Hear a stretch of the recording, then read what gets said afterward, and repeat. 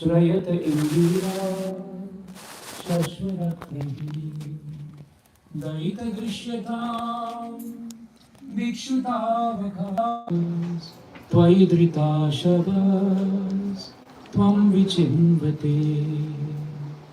The gopis sing in Gopi Geet of Srimad Bhagavatam. They say to Krishna that Krishna, your birth in this land of Raja has made it exceedingly glorious. So Krishna took his appearance in the land of Vrindavan, of Vrajabhumi. And very often today, we know that Vrindavan Dham is considered to be extremely auspicious and the most holy of all lands. But the reason Vrindavan is holy is because Krishna has set foot there. And that is why the gopis make this very important distinction.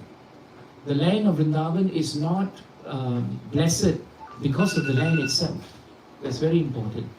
The land of Vrindavan is blessed because Krishna stepped on the land. There is a distinct difference between these two concepts. Sometimes we go to a holy dham and we say the dham is very auspicious. But without the presence of the Lord touching the dham means nothing actually. So any place becomes auspicious where Krishna is present and Krishna is heard. This is the important principle to be understood. Which means then, wherever we are, if we are able to remember Krishna and activate the principle of remembrance in a very enthusiastic manner, that place becomes a holy dham. This is very important.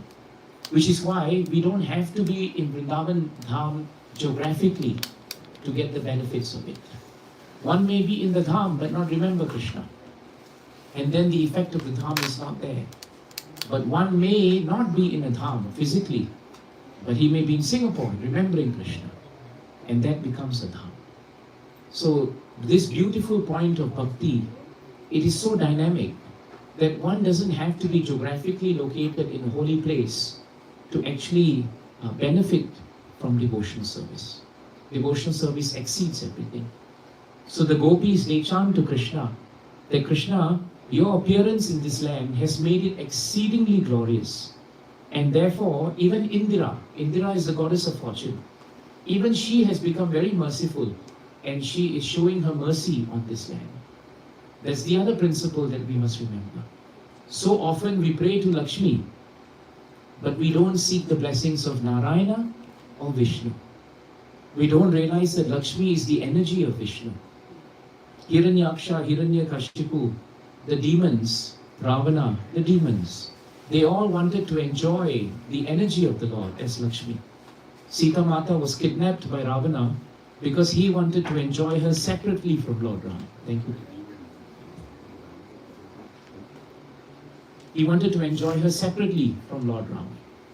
But in the end, whatever efforts he made to enjoy Sita and therefore to take the prosperity that she embodies became the source of his own destruction. So we should remember very clearly that actually without Krishna, one cannot enjoy Lakshmi separately. And the gopis say it in this verse. Indira, they say that the goddess of fortune, Indira, is actually so happy to be in Vrindavan Dham because of the fact that Krishna is there.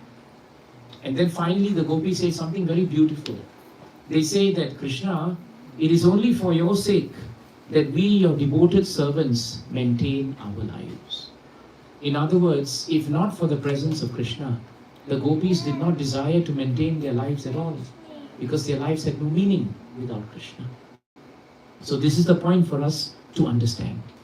The active principle in this Damodara Leela is the principle of bhakti. Bhakti means devotional service. And Brahmaji in the 10th canto, I think it is the 14th chapter, 4th shloka, 10:14:4. He says a very important point about bhakti. Shreya Shritim Bhaktim Udasyate Vibho Klishyanti Kevala Bodhalabdhaye Tesham Saukleshala Eva Shishyate Nalyadhyatastula Tusavagatinam. The meaning is very nice. Brahmaji is praying to Krishna and he's saying, my dear Lord, devotional service to you is the best path for self-realization. This is a very important point. Devotional service by itself is very powerful. In this material world, those who are devoted to a principle, they are often very highly praised and highly respected if you're devoted to something. But the fact of the matter is, in the spiritual world, devotional service is very powerful, but it must be directed to Krishna. This is important.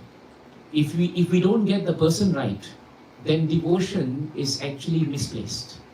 Because we will, instead of getting free of this material world, we become bound to the material world. For example, we're all devoted to our families. We're devoted to our wives, our children, our husbands. That is very good and that's very important in this material world. It has the value of faithfulness, it has the value of chastity. But until we put Krishna in the center of that devotion, then even that devotion to our family members eventually becomes attachment. And in that attachment, what will happen is, if our family members cannot live up to a particular area of our expectation, then from attachment comes disappointment. Or from attachment comes expectation. And you know, our nature is that our expectations of others is very high, and our expectations of others towards us is very low. And in that way, we become very disappointed. So therefore, the active principle of bhakti can only be applied, Shastra says, to Krishna. Because Krishna is aham sarvasya prabhu, mattaha sarvam pravartate. He is both the origin of the material as well as the spiritual world. Therefore, Brahmaji says, if someone gives up that path of bhakti, and if he engages in the cultivation of what we call speculative knowledge, then we will undergo a very troublesome process and will not be able to achieve the desired result. And Bhagavatam says it's like, you have a grain and you have the husk of the grain. If the husk is empty because the grain has been taken out, beating the husk over and over is not going to produce grain. It is a useless endeavor, you see. So therefore, devotional service is the highest principle of how we should live. And that is why this particular pastime of Yashoda Mata binding Krishna is very powerful. On the morning of Diwali, Bhagavatam tells us, and you all know Diwali is coming up soon. On the morning of Diwali, Mother Yashoda woke up and she dressed herself very beautifully in yellow golden sari. She had very nice flowers. She adorned herself very nicely. And after doing that, she got ready and she saw that her entire household was engaged. All her maidservants were doing so many different qualities of work. And so she decided, let me do something for Krishna. Krishna was always the object of Mother Yashoda's love. And so the moment she woke up, she would remember Krishna. And throughout the day, whatever that she did, she would always have Krishna at the back of her mind. So Mother Yashoda thought, the best thing I can do for Diwali is actually to churn butter for Krishna. Why? Because Krishna loves butter. And therefore I should do something that he loves. So Krishna consciousness is not about doing something you like. It's really about doing something that Krishna likes. And then we become blissful. Very often we want to do something because we think we enjoy it. But if it is not palatable to Krishna, then it should not be palatable to us. We should have the control of our senses not to do that. So Mother Yashoda knew that Krishna loved butter. And therefore she decided, let me churn butter for him. And so she started the process of churning butter. And this churning process is traditional. And it is considered very laborious. You literally have to churn. It's not easy to do it. And so Mother Yashoda was putting so much of effort. And Bhagavatam was telling us that she was perspiring. Her clothes were becoming disheveled. But it didn't matter to her, because while the labor was there, the object of her devotion was Krishna. And therefore, even though she was endeavoring, she did not feel it as a labor. This is very important. The materialist works very hard in this material world. But because the objective is material, then the journey of working very hard is always felt. And it is painful. You all know how hard you work, and you all know how difficult it can be to your mind, to your senses. But a devotee works equally hard. He may be in the same office as you, but in his mind, he's working for Krishna. Whatever results of his work as a lawyer, as a doctor, as a consultant, he's giving it to Krishna. Therefore, even though he's working as hard as the materialist, he is completely free of the difficulty of material labor. He doesn't feel it. So Mother Yashoda did not feel the labor. And because she did not feel the labor, she became very peaceful. And because she was extremely peaceful, she was smiling and she was remembering Krishna. It is stated, in Bhagavatam, Shranavanti Gayanti, Grananti Abhikshnashaha, Smaranti Nandanti, Tavehitam Janaha, Taeva Pashyanti, Achirena Tavakam, Bhava Pravaho, Paramam Padambujam.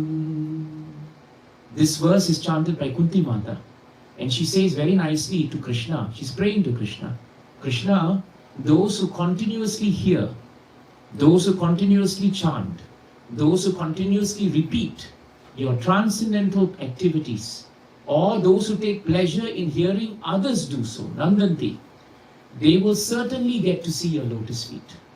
And if they see your lotus feet, they will never come back to this world, because it is only your lotus feet that can stop the repetition of birth and death. So therefore, the secret of actually coming out of this material consciousness is to always continuously remember Krishna. Does it mean then that we cannot continue with our normal activities? We can. Krishna tells Arjuna in 8.7 of Bhagavad Gita, Tasmat sarveshu kaleshu mam anusmara yudhyacha. He says, therefore fight. You have to fight on the battlefield. That's your job. But at the same time as you're fighting, you remember me. Now surely as adults, we all know how to multitask. It is not a difficult idea to actually be conscious of Krishna while we are actually working. The reason why we cannot be conscious of Krishna while we're working is because we don't spend enough time with Him. That is the reason why we cannot remember Krishna. If you are working and you remember your family, you all know that you always are very conscious of your family, your wives, your children, even as you work. You never forget that. And yet it is very difficult to remember God because we simply don't spend enough time with Him. 10 minutes a day in the morning, rush, rush, rush. 10 minutes in the night for some puja, an occasional coming together for a program here and there. And when things are difficult, a quick prayer, and then forgetfulness of Krishna, that doesn't cut it. It doesn't cut it at all. Even in the material world, if you did that, you would never be successful. Do you really think in the spiritual world Krishna is a fool? He's not a fool. He knows exactly how much time you really remember Him. And therefore we cannot cheat Krishna. And that's why the devotees of the Lord, like Mother Yashoda, they could perform any material activity. It appeared mundane. But the emphasis and the consciousness was completely spiritual. And so as she was remembering Krishna, she was chanting and remembering His names. And Krishna came out. He was asleep in the next room. But because he could understand that his mother was remembering him so much, he came forward.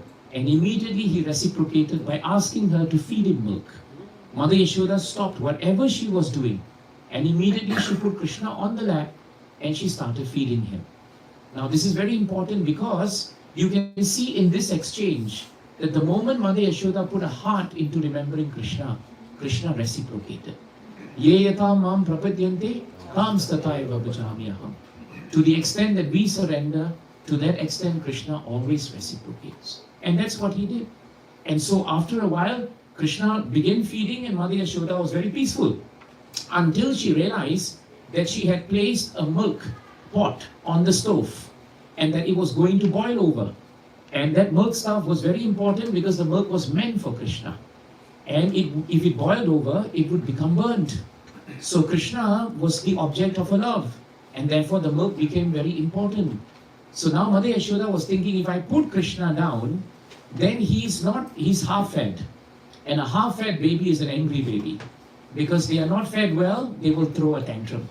But if I can just do that for a while and quickly run into the kitchen, I could save the milk for Krishna. Thinking that way, Mother Yashoda put Krishna down and she went inside. When Krishna was put down, Krishna became very upset. He thought, how dare Mother Yashoda put me down? She's supposed to feed me. And now, because she has done that, I will teach her a lesson.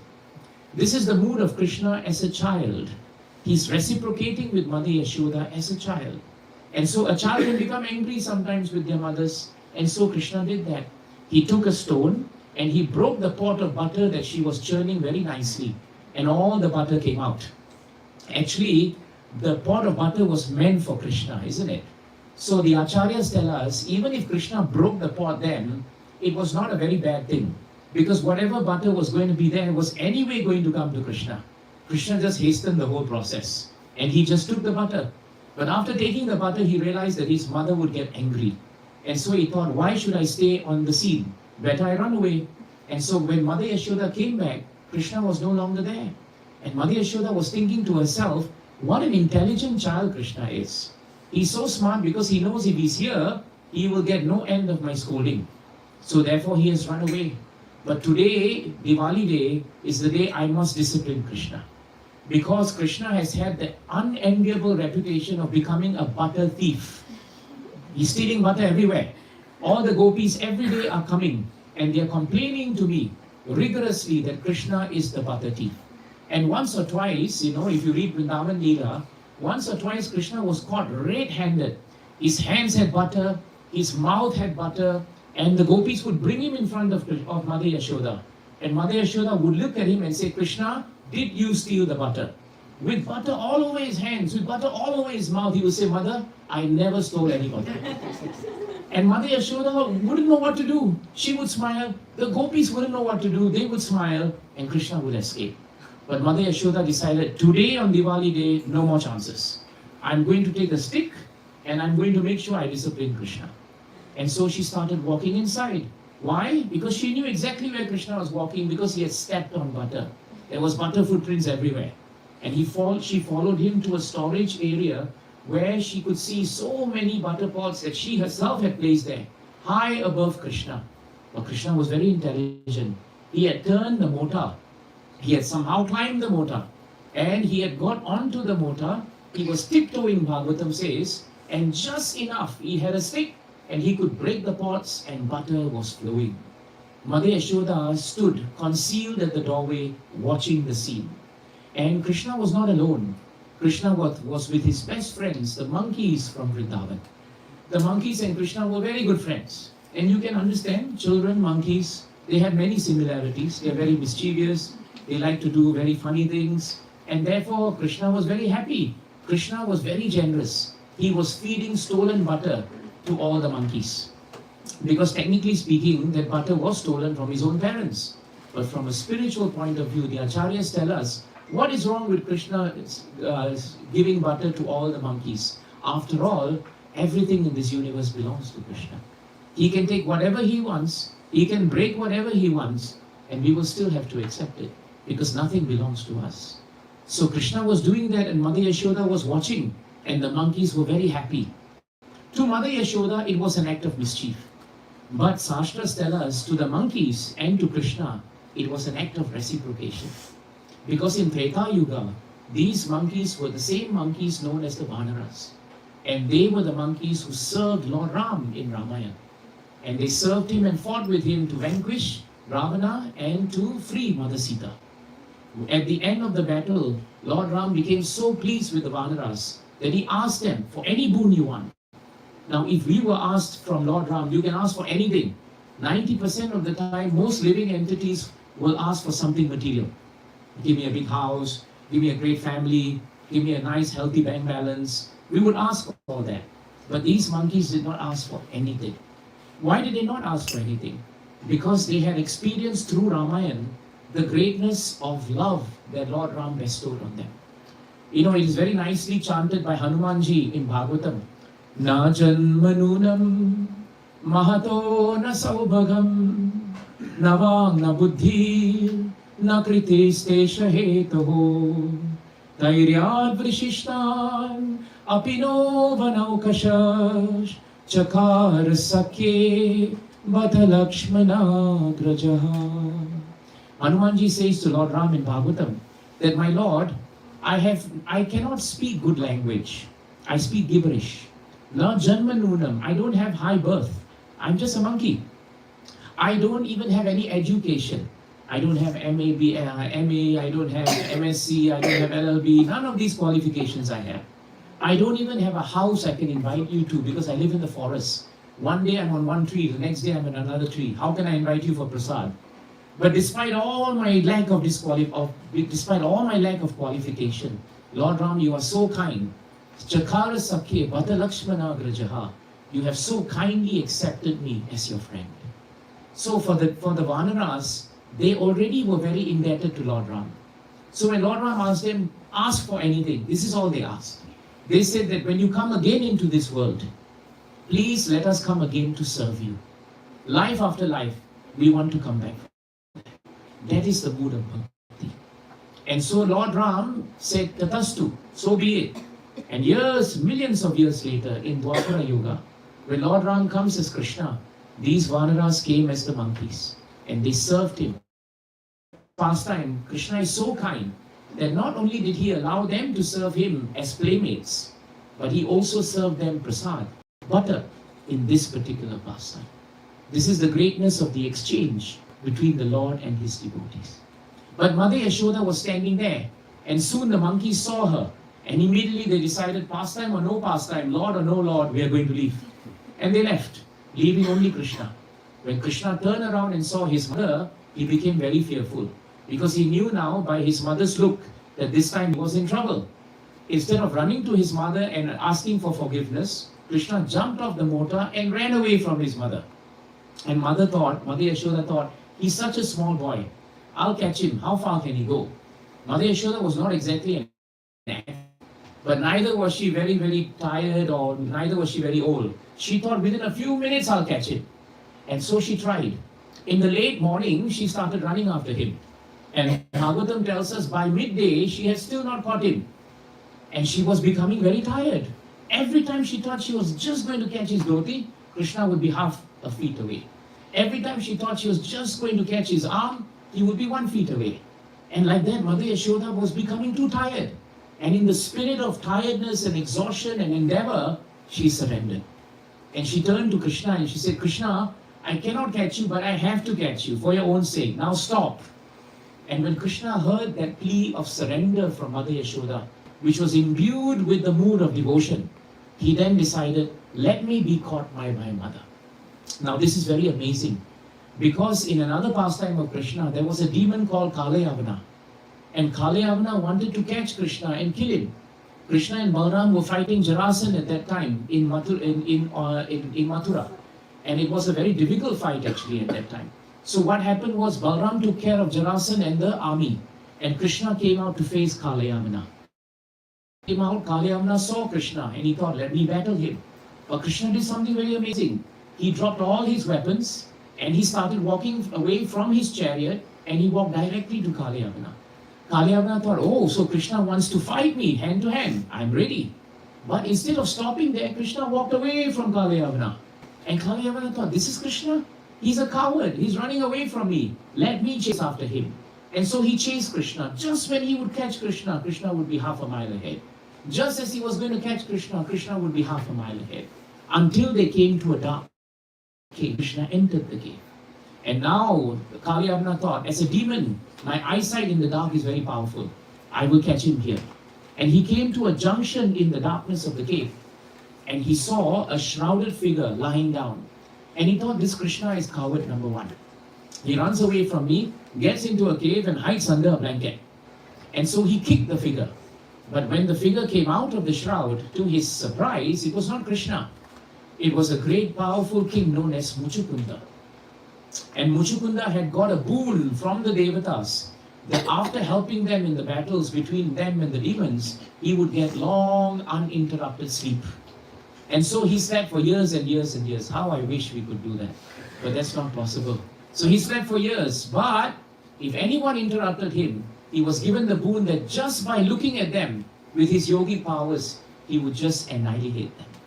And so when Muchukunda opened his eyes, he was hoping that he would see Lord Hari, his worshipable Lord. Instead, he saw this demon Kalayavana. And he got very irritated. And with one syllable, he just decimated the demon into ashes. Why I bring up this pastime is, in the same way that Kalyavana was chasing after Krishna, he could not catch him. But Mother Yashoda, who was not as powerful as Kalayavana, she could catch Krishna. Why? Because she was running after Krishna with humility. She was running after Krishna with determination, but she was also running after Krishna with devotion. If our intent is to catch Krishna because we are devoted to him, then Krishna is always caught by our love. But if our intent is demonic, to catch him for something material, then very often we are not able to catch Krishna. What we will get is our karmas, but we will not get Krishna. Please remember that. Sometimes we ask for many material things, but we don't realize they implicate us in this material world. They don't free us. But Mother Yashoda was completely freed beyond karma. And that's why Krishna agreed to be caught. Now the moment he was caught, look at the deity here. Krishna looked a picture of fear. Actually, it is stated by Kunti Mata in the first canto, 8th chapter. She says that it is so amazing how Mother Yashoda could actually capture Krishna, and she could cause fear in him. Because Yamaraj, the superintendent of death, is himself fearful of Krishna. Fear personified is fearful of the Supreme Lord. How is it the Supreme Lord can be fearful of Mother Yashoda? That is beyond me. Why? Because Mother Yashoda did not seek to catch Krishna with material intent.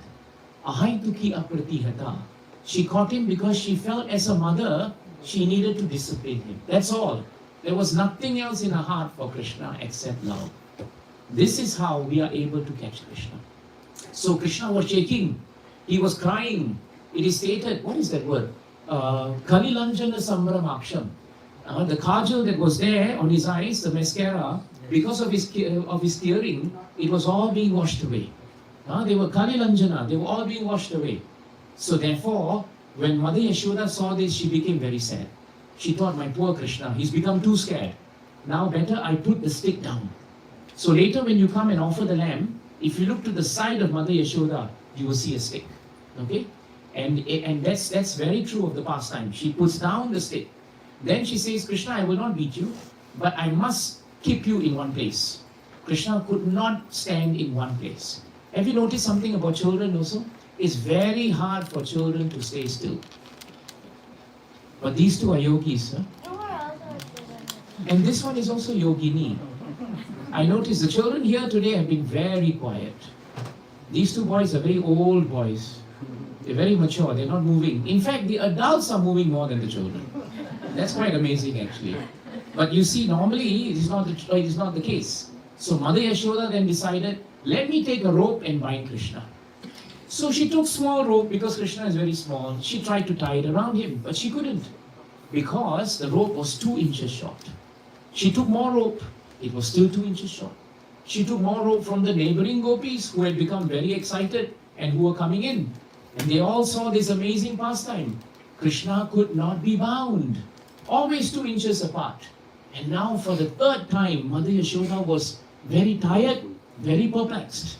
When was the first time she was tired? When she was churning. When was the second time when she became tired? When she was running after Krishna.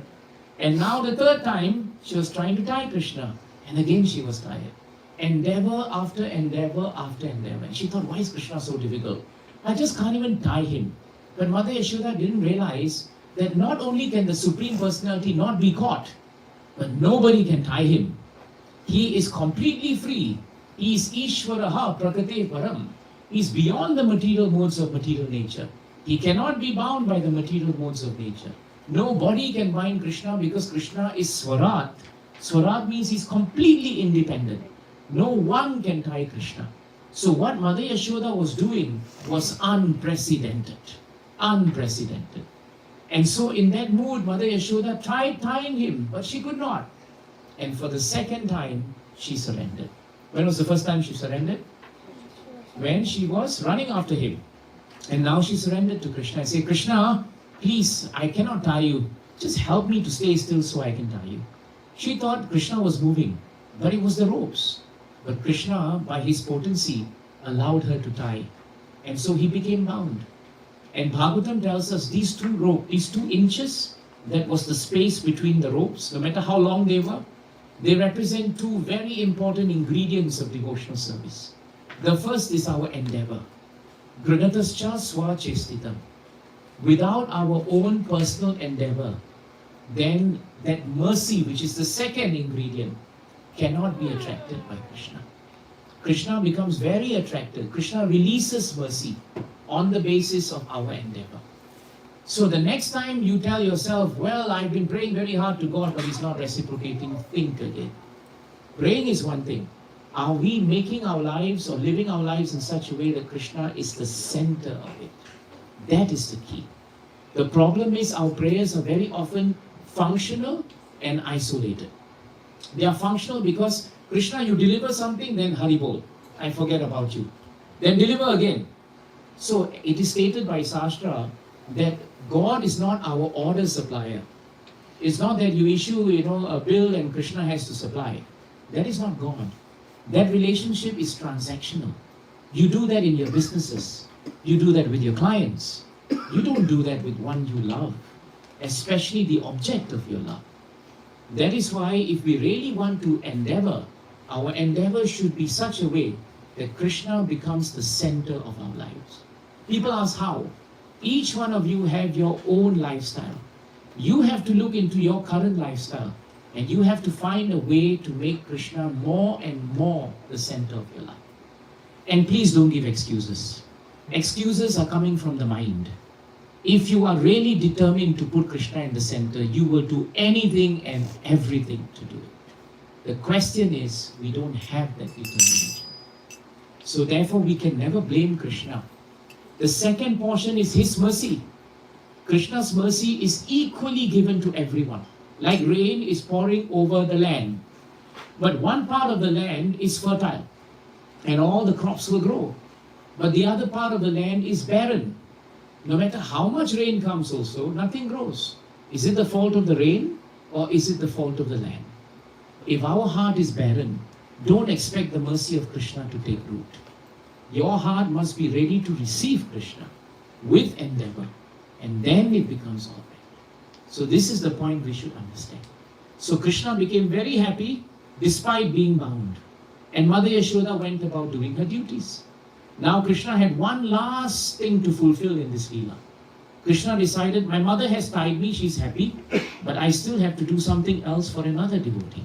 And so Krishna starts crawling.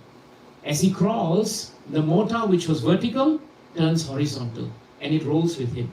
He comes to the end of the courtyard and there are two very big trees and he goes between them. And as he pushes, the mortar gets stuck and the trees crash. And in place of the tree, to the surprise of Krishna, though Krishna is never surprised, there are two beautiful beings, young boys, young men. They are effulgent and shining and very handsome. And Krishna asks, who are you and why you are here? And they say that we are Nala Kuvera and Mani Griva. We are the two sons of Kuver. Kuver is the presiding deity over wealth, isn't it? So if you want a big bank balance, you tend to turn to Kuver. But these two boys were so intoxicated with the fact that their father had so much money and therefore they had nothing to do with life, that they just were completely all the time, literally intoxicated. They were wasting their time. One day, they are now explaining to Krishna. Many years ago, thousands of years ago, they were sporting in the lake, the famous lake of Manosaravar. And that is on the foot of the Himalayan mountain, very near Lord Shiva's Kailash abode. And there they were sporting when Narada Muni, the great devotee of the Lord, came by. Now when you see a sadhu, you should approach a sadhu respectfully and in proper attire. They came out completely drunk and they stood before Narada Muni, inebriated and without clothes. When Narada saw two cultured boys who should have become devotees behave in such a callous manner, he became very sympathetic and compassionate. And he cursed them. He cursed them that they should become trees. Why? Because what is the value of this human life if it is not used for Krishna and you don't even want to put clothes on yourself? Now when the two boys heard that, they came out of their stupor and they said, Krishna, I'm very sorry. Narada, I'm very sorry for this. Please be merciful to us. And Narada said, all right, I pray that you may become trees, but I pray to Krishna that one day, Krishna, you will deem it fit to redeem them and to deliver them. And Narada now later, many thousands of years ago, even though that prayer was made aeons ago, Krishna never forgets the prayer of a devotee. Never. If a devotee prays for something and the devotee is very dedicated to Krishna, Krishna will never forget that prayer. Sometimes we have a prayer to Krishna and the prayer comes through 10 years later. And we think, why 10 years? But we don't realize when the prayer should be answered, Krishna knows best. You may make the prayer, but you don't have determination over when it should be answered. When it should be answered is up to Krishna. And he will do it at exactly the correct time. That is the faith of a devotee. And so thousands of years passed.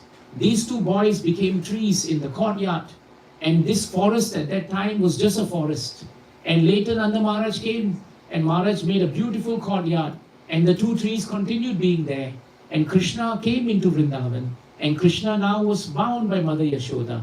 But Krishna never forgot the prayer of Narada Muni for these two trees. And so he thought, in one pastime, better I do two things. One, I give happiness to Mother Yashoda. And second, I fulfill the desire of a pure devotee to deliver these two boys. And so the parting point of Krishna is very nice. Krishna told the boys, frankly speaking, you have nothing to do with me because you never prayed to me. And I have nothing to do with you because you didn't pray to me. But because Narada prayed for you, I am now bound by Narada to deliver you. This is how we get mercy. Even if we cannot get mercy directly because of our own bhakti, bhaktai bhakta jana priyaha. If we are serving the devotees of the Lord, by their prayers, we will make advancement in spiritual life. That is bhakti. And there is no other principle in this world that can replace that principle. In the material world, nobody will do this for you. Everybody is looking out for themselves. But in the spiritual world, the devotees are always praying for the welfare of other devotees. Even if their welfare is not very good, it doesn't matter. But they are always praying for the welfare of others. Jai Grantaraj Srimad Bhagavatam ki. Jai. Jai Srila Prabhupada ki. Jai. Jai Srila Gurudev ki. Jai. So that is the wonderful pastime of Damodara. You will realize that it is not just simply a pastime. Neither is it mental speculation or airy fairy tales. It is actually steeped in wonderful points of bhakti. And it has so much meaning. And every time we speak about this pastime, it can be different. Because the realizations that come from the pastime are always rich. Bhagavatam says these pastimes are like an ocean. An ocean is so deep that every time you dive, you will find that the spot where you dive is always a different experience. That is bhakti. That is bhakti. So Vratadhar Prabhu, we are now at the point where we have heard this beautiful Leela. Now we should all light the lamps. Are we ready to do that? Yes, sure. So all of you will light lamps. I think Vratadhar Prabhu and the devotees will guide you to do that. Especially for the new families who have come and joined us. We're very happy you have come and joined us.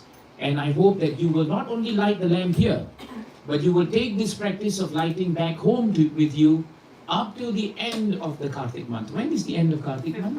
5th November. Is it 5th November? 5th November. So we have till 5th November. Every day, just light the lamp. Remember this wonderful pastime. And it will be very easy for you to remember this pastime if you got yourself one of these books, especially Krishna book, the one in the center. All that I have spoken about is coming from that book. It's only one chapter. Children will need not more than 15-20 minutes. You read it to them and the whole chapter is there. And like that, there are so many chapters where Krishna has so many wonderful pastimes. He's killing this demon and that demon and that demon and this demon, and he's so powerful. So children love Krishna book. Adults also love them. That is how you can actually continue doing this. So I will start chanting. Prabhu, do they have copies of... So in your mobile phones, you can Google for Damodara Ashtakam. Huh? It's Damodara Ashtakam. Damodara Ashtakam, they can just search in the mobile. It's a very beautiful prayer of 8 verses. So we'll sing and simultaneously we will offer the lamps.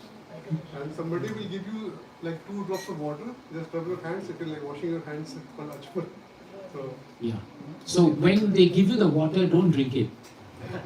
It's supposed to be purificatory, right? So just do that. Later they will give you water to drink. Don't worry. That will happen during prasada. It will come. Sudhanshu Prabhu, they're in your hands.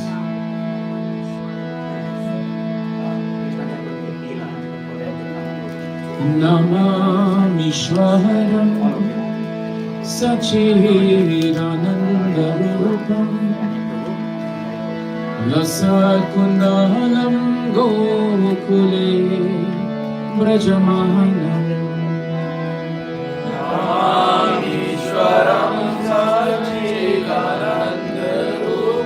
Brother Prabhu, the queue should also go along in a robust manner.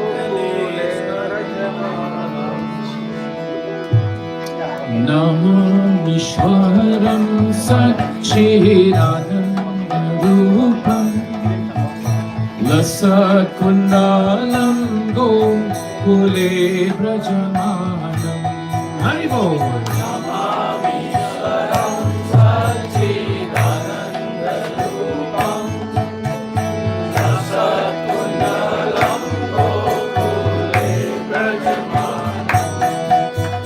Yashoda Biolu Kaladhavama Param Rishtahamatyam Tato Nrutya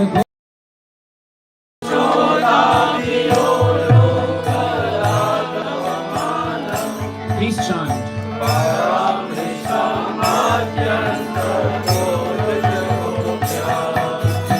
Rudantam muhurnetrah yugmam rijantam karamboja yugme nasatam kanetram Haribo Rudantam muhurnetrah yugmam rijantam karamboja yugme nasatam kanetram muhuswasakam Rekha Katanta Stita Graivam Damo Daram Bhakti Padam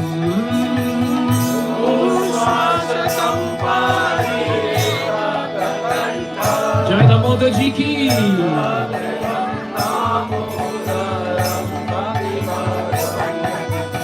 Iti Drik Swalilami Ananda Kunde Swagosham Nimajan Tamakyapayantam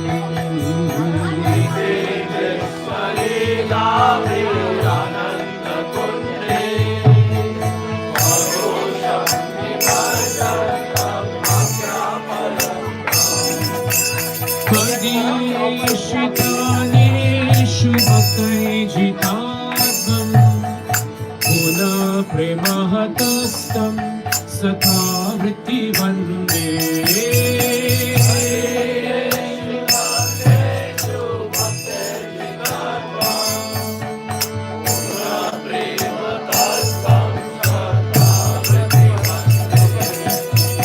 Maram Deva Moksham Naha Mokshavadirva Nachanyam Rineham Varisharapiha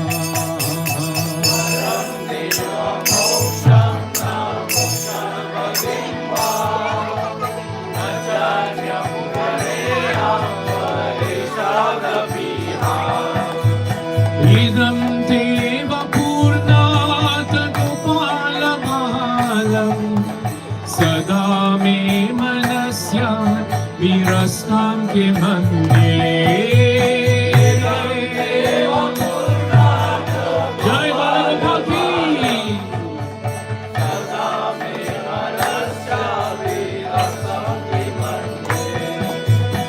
Idam te mukhambojam Adyantanile Kritam kuntale snit Darataischa gopya Idam te mukhambojam Adyantanile Kritam kuntale snit Darataischa gopya Muhuschumbikam Vimvaratadaram me Manasya virastam alam lakshalabhe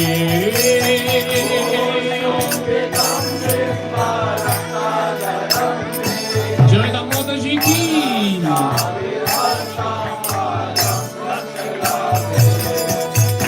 Namo Deva Damodara Ananta Vishnu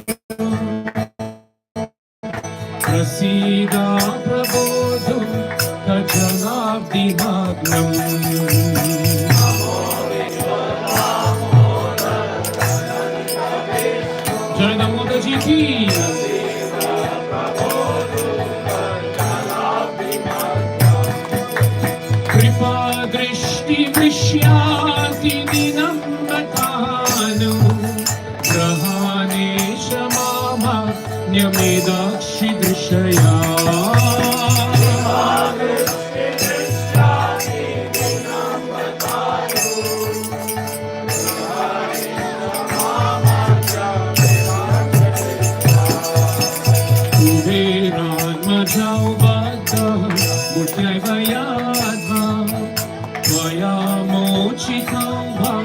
भक्ति भजाओ कृताओ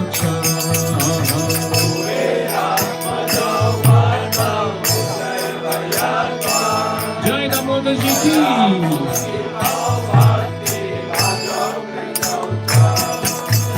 कथा प्रेम भक्ति स्वधम्य प्रयचा न मोक्षे ग्रहो में दामोदरे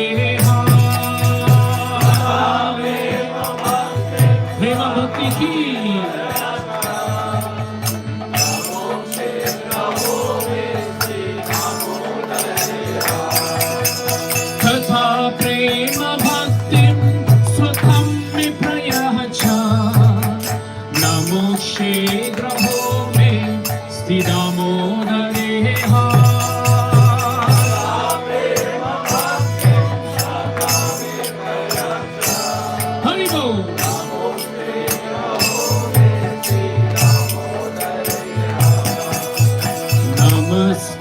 धामने स्फुरदीप्तिधाम्ने त्वदीयोदराय विश्वस्य धाम्ने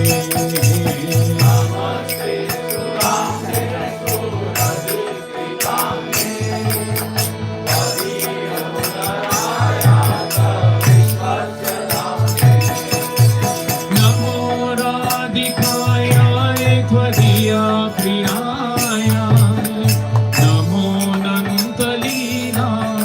देवाय तुभ्यं नमो राधिकाय श्रीमती राधा रानी की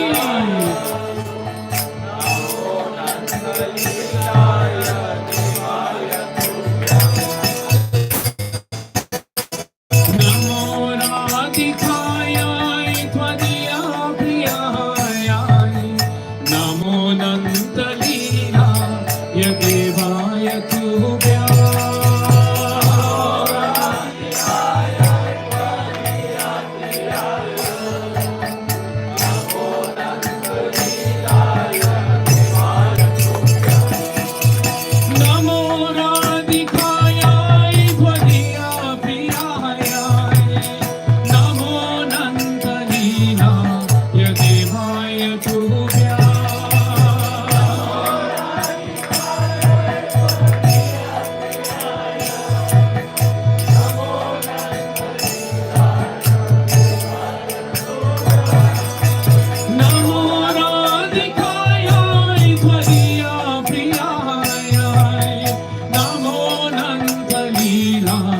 देवाय तुभ्यं हरि बोल नमो राधिकाय त्वदीया प्रियाय नमो नन्दलीलाय देवाय तुभ्यं हरे कृष्ण कृष्ण कृष्ण हरे हरे हरे राम राम राम हरे हरे हरि बोल हरे कृष्ण कृष्ण कृष्ण हरे हरे हरे राम